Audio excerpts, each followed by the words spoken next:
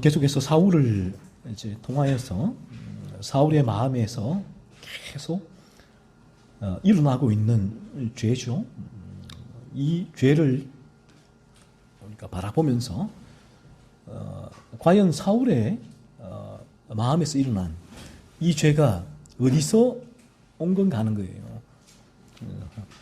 성경은 말씀하고 있죠. 그 죄가 사울이 죄로 물들어 있기 때문에 그러한 탐욕이 일어나고 탐욕을 채우기 위하여 그 죄들을 범하고 있다라고 말씀하고 있단 말이에요. 그래서 우리가 이 사울의 죄를 보면서 또 우리의 죄를 보는 거예요. 사울의 그 원죄가 일으킨 죄의 열매를 보면서 우리도 내가 범하고 있는 나도 그런데 나도 이런 죄를 범하고 있는데 그리고 이게 이제 중요한 부분은 이 부분이 나에게 죄인가 아닌가 하는 거예요. 죄인가 아닌가 하는 부분. 그래서 우리가 이 죄의 기준은 하나님의 말씀이죠. 이 진리가 죄의 기준인데 이 진리가 죄의 기준이 아니면 내가 사울처럼 성경이 말씀하고 있는 죄를 범해도 죄로 알 수가 없어요. 왜? 그 부분을 어느 누구가 죄라고 말하지 않으니까. 그러니까 내가 죄를 찾아낼 수가 없게 되지만 하지만 이 진리를 통하여서 성경의 기준이죠.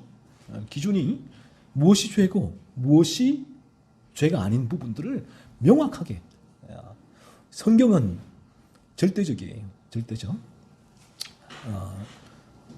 일반 우리의 모든 인간의 법은 상대적이기도 하죠. 상대적으로 계속해서 이제 그 법이 그 시기에 환경에 따라서 바뀌기도 하고 변하기도 하는데 하나님의 법은 절대적이라는 거예요. 변하지 않는다, 변개치 않는다라고 성경은 말씀하고 있죠. 그래서 이 사울이 범하는 죄가 나도 그런 죄를 범하는데 라고 했을 때 이 시간 여러분이 나도 이 죄를 범하는데 라고 했을 때에 그 죄를 죄로 볼 수 있는 기준이에요. 죄의 기준.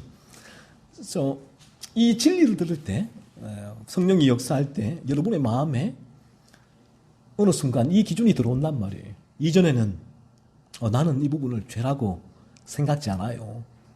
나는 죄라고 생각지 않으니까 내 안에서는 이러한 생각, 말, 행동을 하는 거죠. 죄가 아니니까.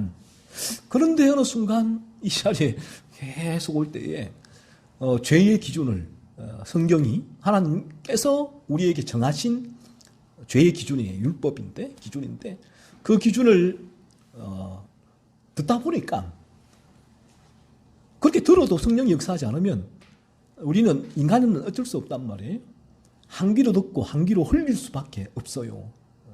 한 귀로 듣고 한 귀로 흘리니까 그 기준, 그 죄의 기준을 이 진리 가운데 하나님께서 우리에게 죄의 기준을 명확히 말씀해 주실 때 성령이 역사하면 그때부터 죄의 기준이 내 마음에서 작동을 해요. 작동.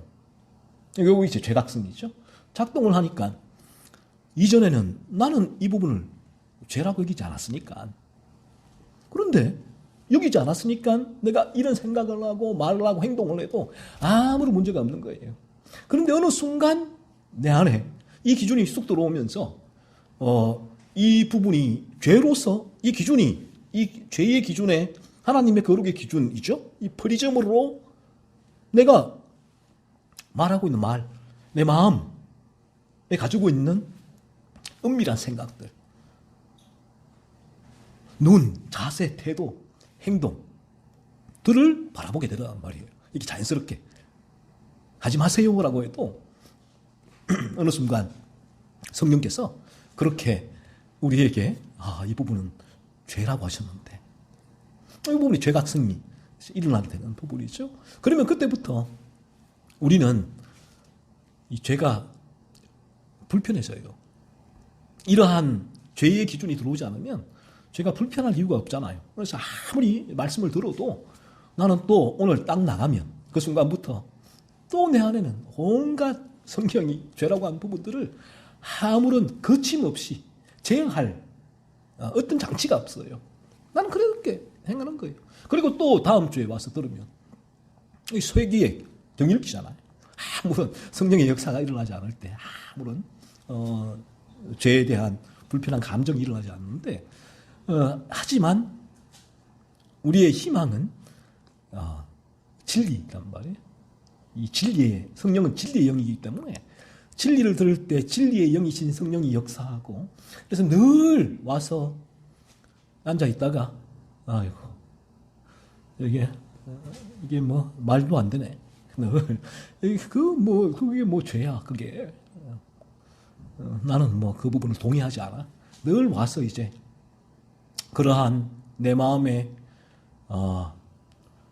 이 벽을 쌓고 한기로 듣고 한기로 흘렸는데 어느 순간 성령께서 이 진리 하나님의 거룩의 시준을 듣는 그 순간 성령께서 우리의 마음을 터치하시면 내가 이 죄의 기준을 가지고 내 삶을 돌아보더라는 거예요. 그래서 그 다음부터는 이전에는 아무런 감각이 없었는데 이거 죄라고 했는데 이거 죄인데 좀 불편해지네.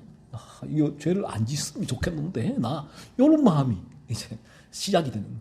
그러면 이제 그에게는 그때부터 그리스도께로 나아가고 저 거룩한 천국으로 가는 그 여정의 첫 걸음이 시작이 된단 말이에요. 그래서 오늘도 우리가 이 사울이 범하는 죄예요. 그 구약은 신약은 제가 늘 말씀드리지만 원리잖아요. 어떤 원리. 우리가 원죄로 물들어 있다. 우리에게 이 죄의 목록은 이러한 것이다. 라고 신약은 분명하게 죄의 원리와 구체적인 목록을 알려주셨는데 구약은 이그잼플 예를 통해서 그 죄의 모습을 보여주는 거죠. 이런 구약의 인물들이 범하는 죄를 통해서 신약의 원리가 명백하게 드러나게 되는 거죠. 조금은 다른 방식이지만 동일하게 우리에게 이러한 방식은 나도 사울이 범하는 이 죄를 범하고 있는데 그러면 그 원인이 뭔가 했을 때에 성경은 우리를 내가 죄로 물들어 있는 존재라는 그 지점으로 끌고 간다는 거예요. 그래서 오늘 사울이 범하는 죄를 그렇기 때문에 또 살펴보는 거죠. 그래서 지금 지난번에 사울이 다윗을 시기해서 그 시기가 다윗에게 미움을 일으키고 그 미움이 다윗을 죽이려고 했잖아요. 다윗이 옆에서 사울에게 악령이 임할 때 수금을 타면 악령이 도망가니까 수금을 타는데 이 사울이 다윗을 죽이려고 창을 2번이나 던졌고 다윗은 피해서 도망갔지요. 그리고 그 이후에 이런 상황이 또 무마되고 다시 이 사울은 잠시 그 마음이 진정 그런 살이가 미움은 살의를 일으키죠. 우리가 여러분 누군가를 미워해 보셨잖아요. 지난 한 주간에도 여러분의 마음에 미움을 일으키는 존재가 순간적으로도 미움이 일으키는 존재, 또 지속적으로 미움을 일으키는 존재가 있는데 그나마 순간적으로 미움을 일으키는 존재는 그나마 조금 낫잖아요. 그 부분에 있어서는 그 순간 미움이 일어났지만 또 그 부분들이 앉을 수 있으니까. 하지만 지속적으로 우리의 마음에 미움을 일으키는 존재는 정말 괴롭죠. 이게 너무너무 고통이죠. 고통. 그래서 이제 이 미움이 여러분의 마음에 막 올라오면 어떤 생각이 드세요? 여러분이 미워하시는 그 대상을 향하여서 우리의 마음에서 한 대 가서 쥐어받고 싶다 라는 마음이 들잖아요. 뺨을 한 대 때리고 싶다. 거기서 더 나아가면 죽이고 싶다. 그렇잖아요. 성경은 형제를 미워하는 것이 살인이다라는 거 말씀하고 있는데 바로 이 살인이 미움에서 시작이 되기 때문에 그런 거예요. 내가 누군가를 죽였을 때 내가 누군가를 살인하지 않았기 때문에 바리새인들은 나는 살인하지 않았어요. 나는 살인죄를 범하지 않은 이 죄만큼은 의로워요. 라고 했지만 예수님은 no, 아니야. 네 마음에서 을 봐. 마음에서 그 사람을 네가 실제 살인하지 않았더라도 그 사람을 미워했다면 그 살인죄야. 지옥에 갈 죄야. 라고 주님은 말씀하고 계신다는 것이죠. 그래서 이 사울은 계속해서 그 마음에 다윗만 보면 미움이 올라왔다고요. 다윗만 보면. 다윗을 너무너무 미워했죠. 그 여인들의 노래 한마디가 사울의 마음에 다윗을 향한 미움을 폭발시켰고 또 그 미움이 올라왔을 때 죽이려고 했고 또 시간이 지나면서 잠잠해지는가 했더니만 또 얼굴을 보니까 도저히 미워서 견딜 수가 없는 거예요. 그 사울은 어떻게 했습니까? 그 이후에도 한번 다윗을 죽이려고 시도했다가 실패하고 이제는 좀 전략을 바꾸죠. 사울이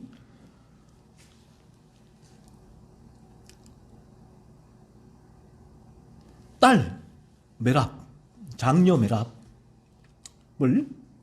이제 이용을 합니다. 이용해서 이제 다윗을 죽이려고 하죠. 딸을 줄 테니까 블레셋 사람들과 가서 전투를 해란 거예요. 그러니까 아마 뭐 틀림없이 뭐 그렇게 많이 그 군사들을 뭐 압도적인 수의 군사 이길 수 있는 전력을 보냈겠어요? 다윗이 죽을 만한 정도의 숫자를 보냈겠죠. 근데 다윗이 가서 이제 이기고 왔단 말이에요. 이기고 왔다. 이 사울은 그 마음 가운데 이 다윗을 향한 미움이 사라지지 않았어요. 이게 우리의 죄로 물든 인간의 죄악된 본성이에요. 우리의 이 죄악된 본성이, 원죄로 물든 본성이 탐욕을 계속 불을 지피고 이 탐욕에서 이처럼 미움과 시기와 복수를 이 죄를 범하게 하지요. 그래서 만약에 우리가 성경의 기준은 이 부분이에요. 그래서 이 부분을 우리가 이 나의 기준, 인간의 기준으로 바라보게 되어지면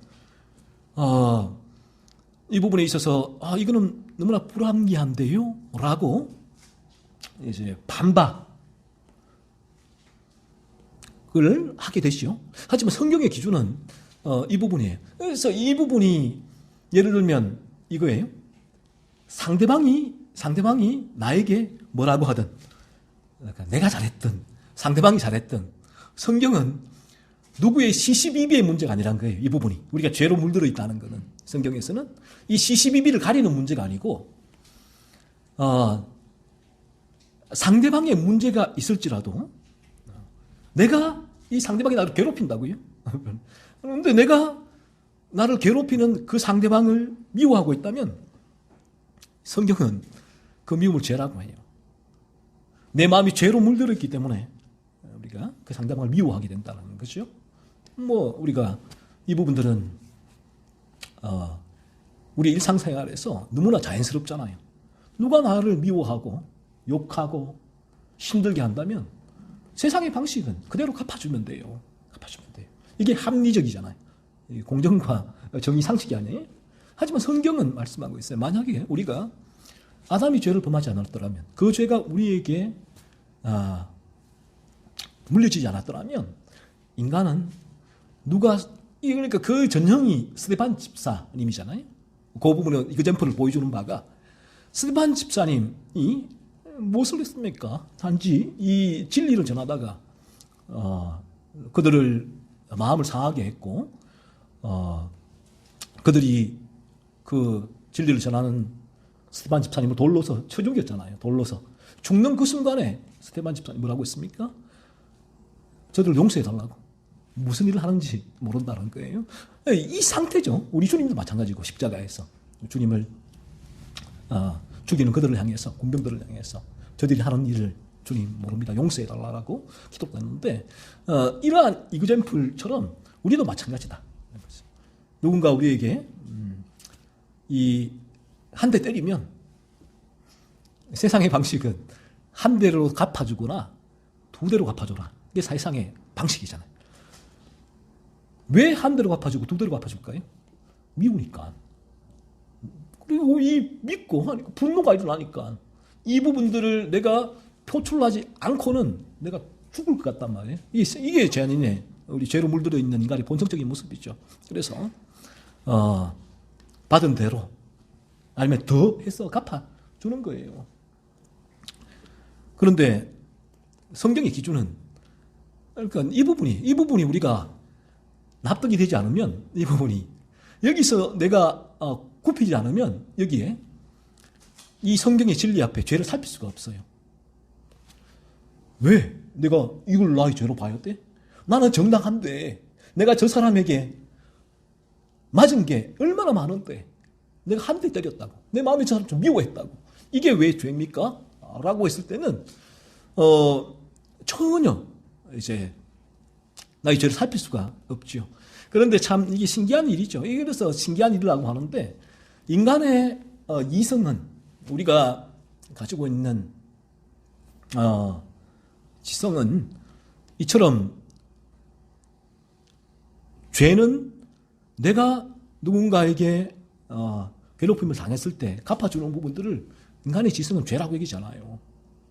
마땅히 그래야 된다고 하는 거예요. 그래야 된다. 한 대 맞으면. 두 대 때려주는 게 그게 인간의 지극히 정상적인 대응 방식인데 그런데 성경의 하나님의 기준은 그렇지가 않아요. 하나님의 기준은 누군가에게 내가 한 대를 맞았을 때 내 안에서 그를 향한 미움이 올라올 때 이걸 성경은 죄라고 해요. 그래서 이 부분이 제가 기적이라고 한 게 이 부분이 성령이 역사하게 되면 내가 수긍을 한다고요. 그냥 들어온다고요. 나의 모든 인간적인 나의 이성력을 다 무너뜨리고 그래 이 부분이 죄의 기준이구나. 하나님의 기준이구나. 하나님 죄가 오늘도 이 다윗을 사울이 이 기준이 들어왔으면 사울이 다윗을 미워했습니다. 이걸 미워해서 이 죄를 제가 지금도 범하고 있네요. 라고 이제 고백하며 회개하게 되어지는 역사가 일어나게 되는데 이 부분이 기적이라는 거예요. 그래서 인간은 이런 존재가 죄악된 본성으로 인간의 존재 자체가 성경은 교만하다라고 말씀을 하세요. 그래서 인간의 교만은 절대로 나의 잘못을 내가 내어놓고 고백하고 회개를 하지를 않죠.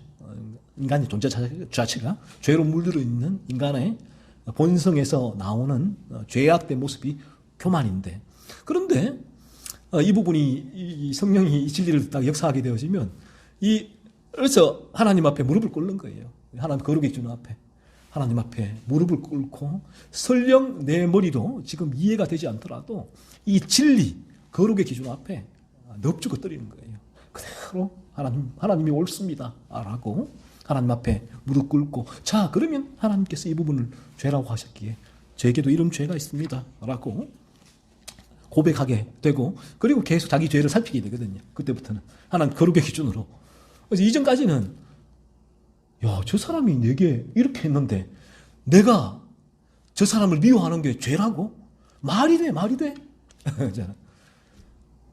내가 이거 화딱지가 나 죽겠는데 내가 참기도 힘든데 그럼 내 안에 이러한 미움이 일어나는 것이 죄라고? 나는 인정 못해 라는 사람이 이 진리를 듣는 가운데 어느 순간 성령이 역사하면 이게 내 죄구나 하나님 내가 죄로 물들어 있습니다 이렇게 바뀐다. 이게 기적이죠. 그러니까 그 사람은 이제 그 순간부터 죄를 깨닫게 되는 지점부터는 이제 이 기준으로 자신의 죄를 살필 수 있게 되는 거예요. 자기의 죄를. 그래서 이 부분이 하나님 앞에 우리가 진리 가운데 성령의 역사로 굴복되지 않으면 그 거룩의 기준에 우리가 넙죽 엎드리지 않으면 절대로 우리가 죄를 깨닫고 죄를 살피는 일은 일어나지 않아요. 그래서 가만히 보시면 이 기적이란 게 보통은 이렇게 얘기하죠. 우리 많은 일반인들이 이 종교, 기독교는 나약한 인간이 자신이 의지할 절대자를 찾는 것, 의존하는 것. 나약한 인간이 에게서 나오는 그 나약함을 위로하고 벗어나려는 그 통로가 종교다라고 얘기를 하죠. 그래서 이제 조금만 객관적이고 과학적으로 사고를 하게 되어진다면, 사고를 하게 된다면 절대로 이 하나님 존재, 이 성경이 진리는 인간은 절대 믿을 수가 없어. 절대 그거는 일어날 수가 없어. 이거 다 뻥이야, 뻥. 이 뻥. 이 말도 안 되는 얘기야. 라고 하죠. 자, 그런데, 우리 주변에 보면,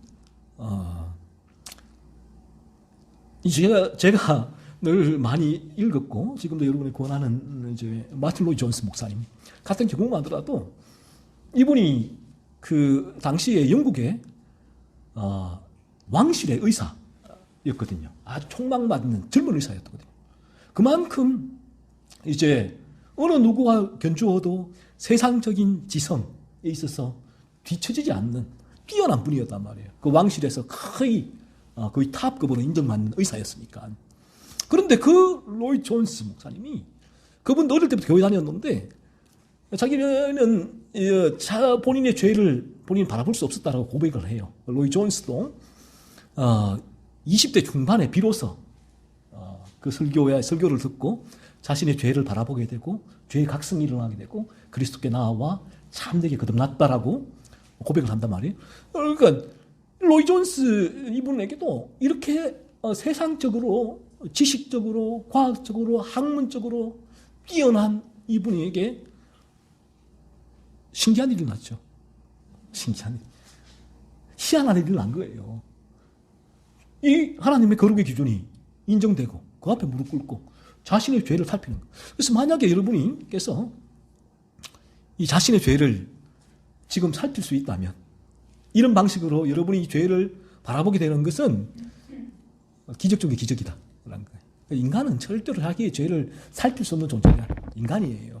자기의 합리화, 정당화, 자기의 만족으로 살아갈 수밖에 없는 존재가 인간인데, 나는 죄로 물들어 있구나, 내가 또 이 죄를 범하는구나, 이렇게 자기를 바라보게 되는 것은 신비한 역사죠.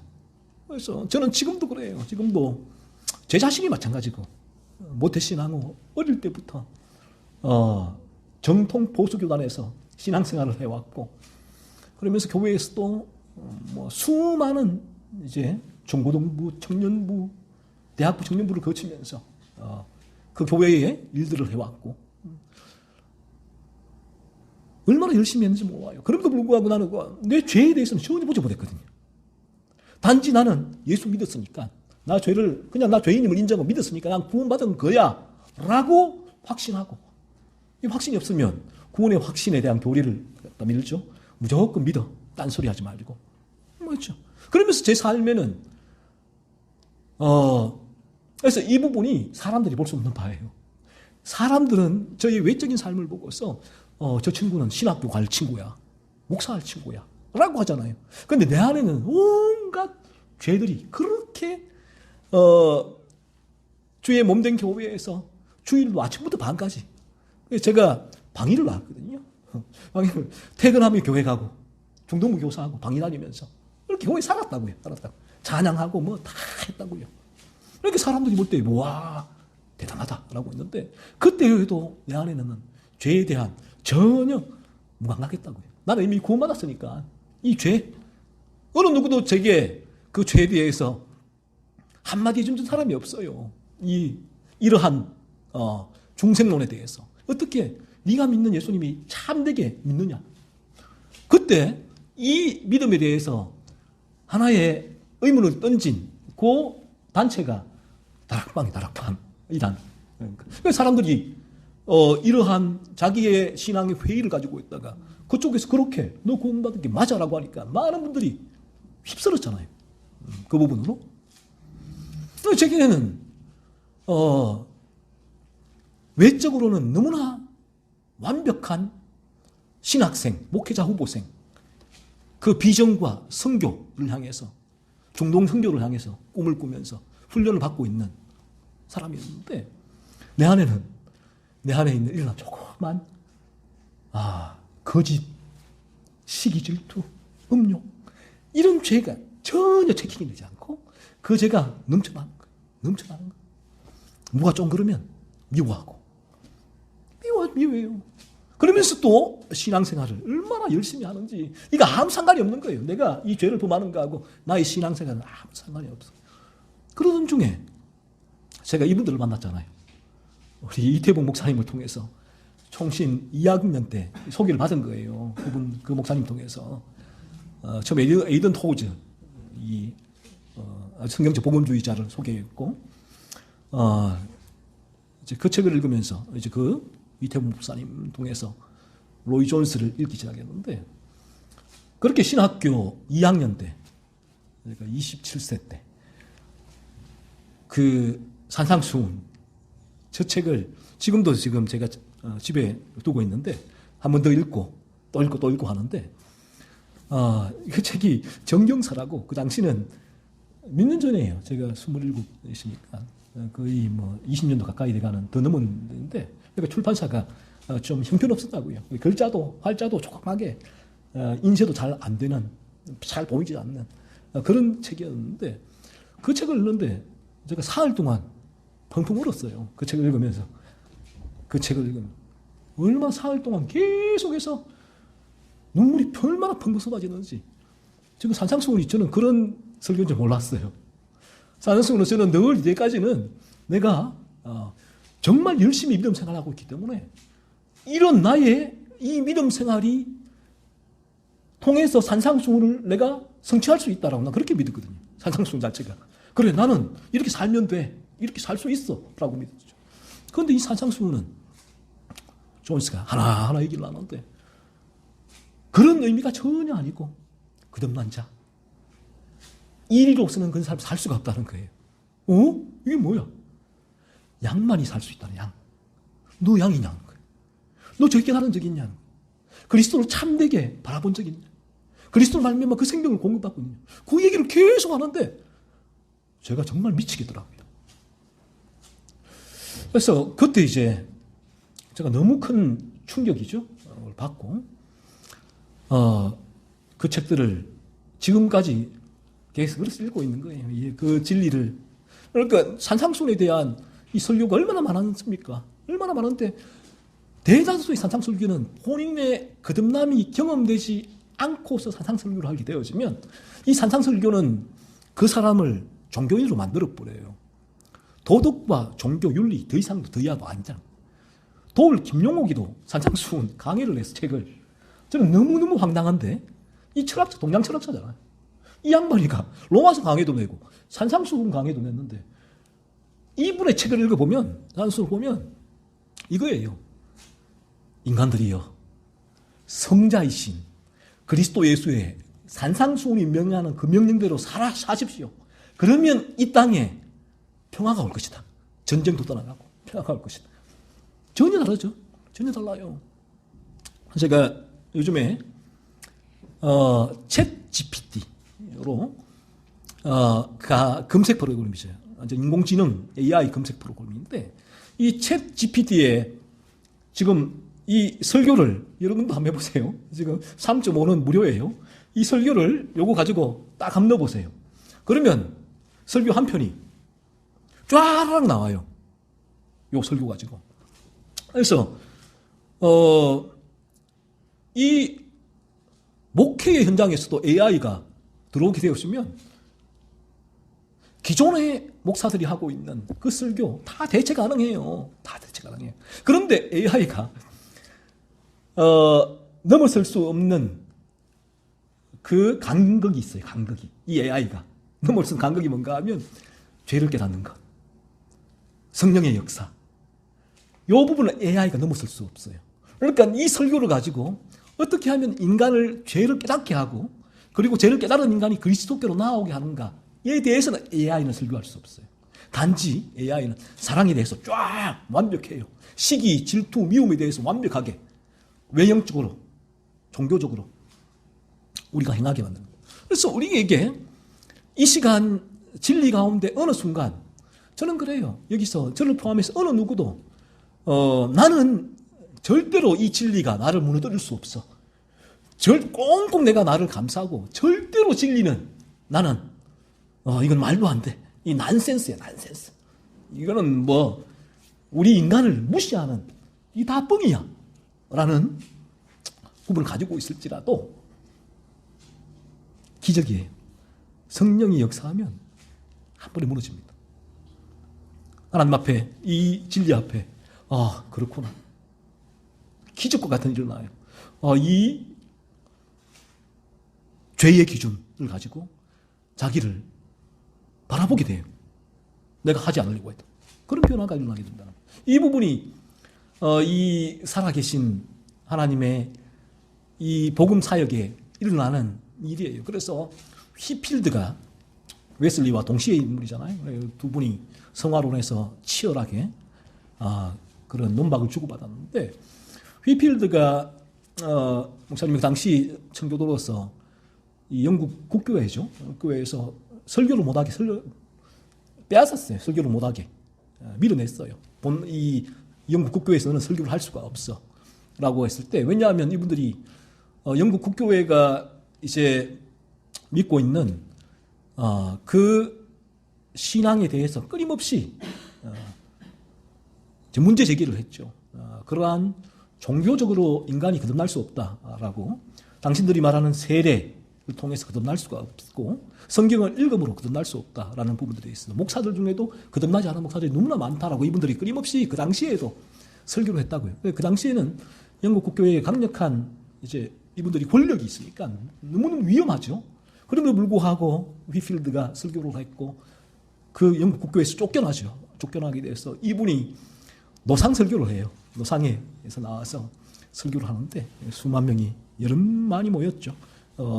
마이크도 없이 설교를 했는데, 어느 날 이분에게, 당시도 똑같아요. 지금도 이 종교를 통해서 밥 벌어먹는 사람들이 많아요. 종교를 통해서 이 종교에 잘 사용하면 이 밥 벌어먹는 거죠. 지금 사울도 이 종교를 이용한 거잖아요. 이 하나님을 이제 들이밀면서 사울에게, 이제 다윗에게 그렇게 그 블레셋과 전투를 해라라고 하듯이, 이런 식으로 전혀 순수하지 않게 이런 종교를 이용하는 집단들이 대단히 많이 있어요. 그 양반들이 사입이고 이단들이고, 물론 기존 복음주의 교회에서도 이미 그 진리의 노선에서 이제 피니식의 중생론, 결심의 중생이죠. 내가 믿어서, 예수를 믿어서 구원받을 수 있다라는 그런 중생론의 노선을 걷고 있는 분들이 많이 있죠. 그래서 대표적으로 허경영이죠. 허경영 한번 여러분 그 시사 고발 프로그램 한번 보십시오. 허경영이가 이 종교를, 기독교예요. 그대로 기독교의 포맷을 가지고 하늘궁에 들어와 있어요. 그 양반이가 그대로 기독교의 포맷을, 교회 4년인지 모르겠는데 너무나 흡사하고, 본인이 신인이라고 해요. 신인, The Son of Man, 인자, 메시아라는 거예요. 신인.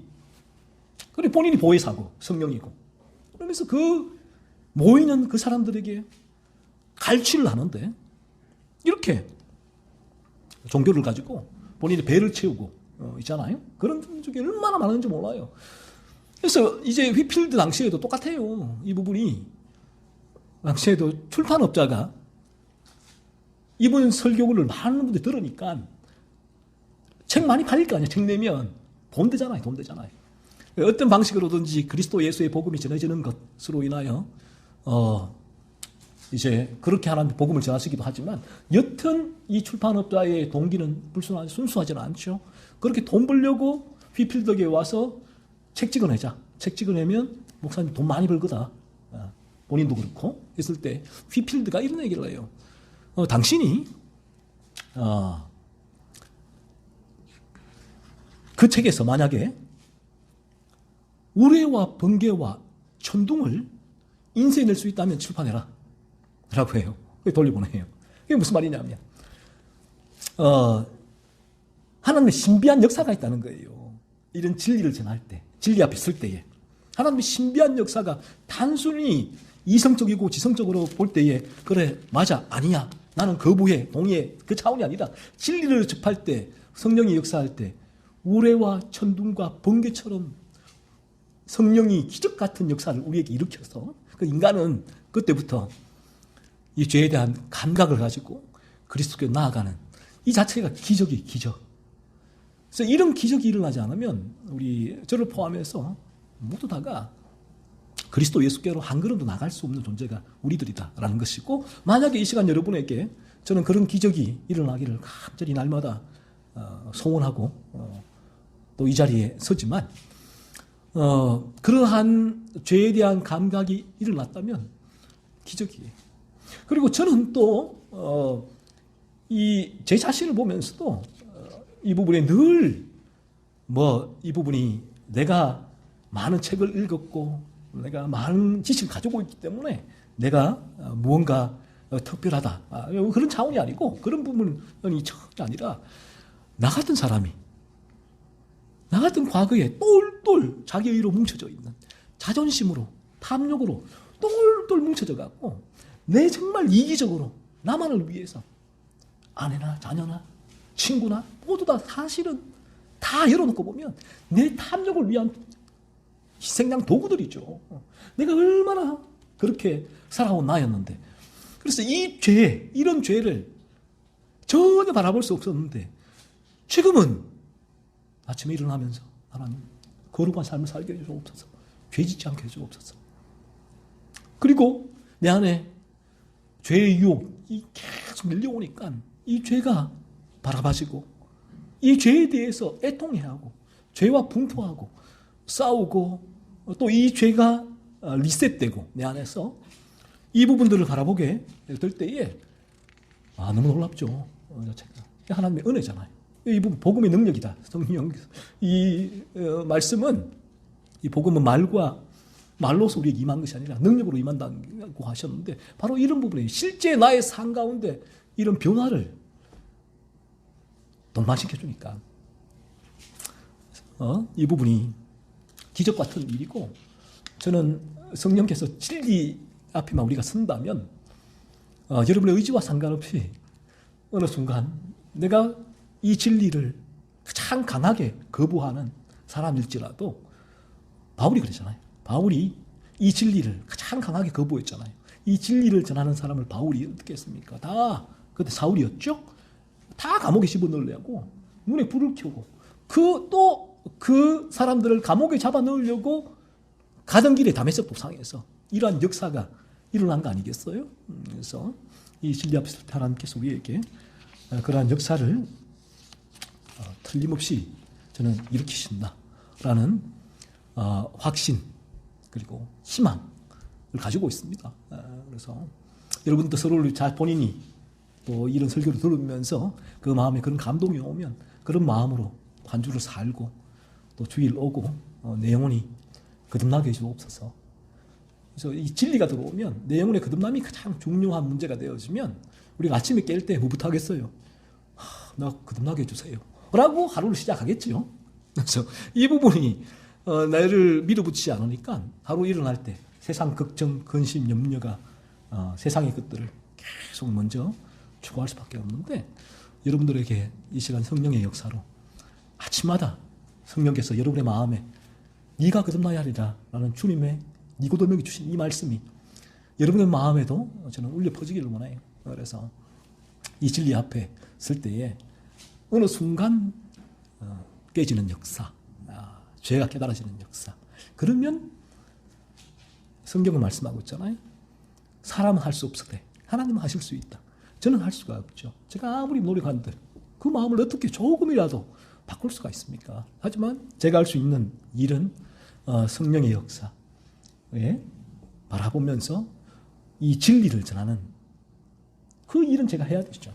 할 수 있는 일이고, 오늘도 그런 이제 마음으로 진리를 전하는 것이고, 그런 차원에서 단지 우리가 일요일이기 때문에 일요일은 교회 가야지라는 차원이 아니고, 이 자리에서 여러분의 영혼의 거듭난 영혼들은 온전한 거룩함이고, 그 부분이 이 시간을 통해서 여러분의 마음에 강력한 소원이 성령께서 일으켜 주시기를 바랍니다. 기도하겠습니다.